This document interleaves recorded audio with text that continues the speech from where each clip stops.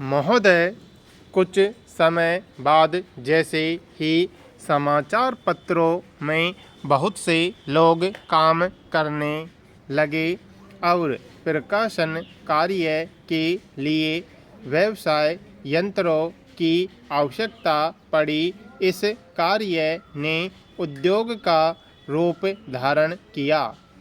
निःशुल्क प्रचार अथवा सेवा की भावना अब अव्यावहारिक जान पड़ी और प्राय लुप्त हो गई।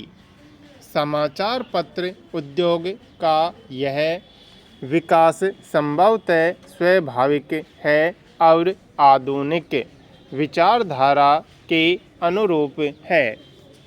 फिर भी यद्यपि पत्रों का प्रकाशन एक उद्योग के रूप में होता है, समाचार पत्र सोद्देश्य राष्ट्र सेवा की भावना तथा नैतिक दायित्व से एकदम मुँह नहीं मोड़ सकते। यह भी स्वीकार करना होगा कि इस उद्योग की यथोचित उन्नति के लिए यह आवश्यक है कि दूसरे उद्योगों की भांति यह भी उन सभी साधनों से संपन्न हो जो अन्य उद्योगों ने या तो प्राप्त कर लिए हैं या वे उनकी प्राप्ति के लिए प्रयत्नशील हैं। इसलिए यह सभी के हित में है कि समाचार पत्र उद्योग उन्नत हो और इसका आधार अधिक से अधिक ठोस हो। इधर कुछ वर्षों से हमारे देश के समाचार पत्रों में जागृति की लहर आई है। उद्योग की आवश्यकताओं, श्रमजीवी पत्रकारों की मांगों और पाठकों के हितों ने मिलकर ऐसी स्थिति पैदा कर दी कि समाचार पत्रों की दशा पर पुनर्विचार करना आवश्यक हो गया। समाचार पत्र आयोग की नियुक्ति, आयोग की सिफारिशों का प्रकाशन और उन सिफारिशों पर सरकार का निर्णय, ये सभी उक्त समस्या को सुलझाने के सम्मिलित प्रयत्न हैं। मैं आशा करता हूँ कि इन प्रयत्नों द्वारा समस्या का समाधान हो सकेगा, समाचार पत्र उन्नत होंगे और इस उद्योग में कार्य करने वाले सभी लोगों को संतुष्ट किया जा सकेगा।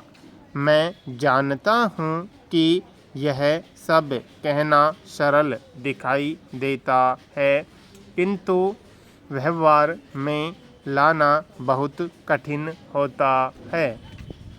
परंतु मुझे सुशिक्षित श्रोताओं से यह कहने की आवश्यकता नहीं कि मानवीय गतिविधि के सभी क्षेत्रों में, चाहे वह राजनीति, उद्योग अथवा प्रशासन का क्षेत्र हो, विभिन्न हितों और विचारों में सहयोग की भावना से राष्ट्र तथा समाज के हितों को सामने रखकर सामंजस्य स्थापित करने का प्रयास आवश्यक है।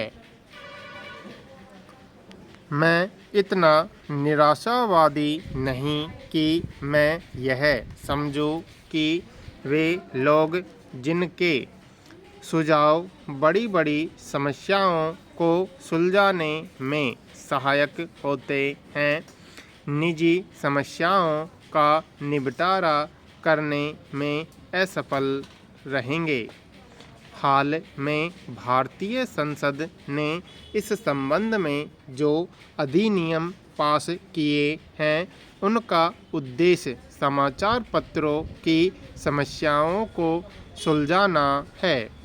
यह कहना अनावश्यक होता कि कोई भी अधिनियम, चाहे वह किसी भी क्षेत्र में सुधार के लिए लागू किया जाए, प्रभावपूर्ण रूप से तभी कार्यान्वित हो सकता है जब सभी संबद्ध दल उसे सहयोग की भावना से ही कार्य रूप दें।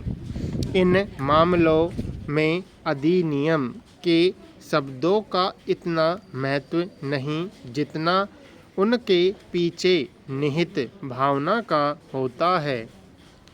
क्या मैं आपकी संस्था से यह अनुरोध कर सकता हूँ कि इस मामले में आप समाचार पत्रों को मार्ग दिखाएं? आपकी संस्था निश्चय ही प्रमुख तथा अत्यंत प्रभावशाली समाचार पत्रों की प्रतिनिधि संस्था है। प्राय सभी बड़े समाचार पत्र आपके सदस्य हैं।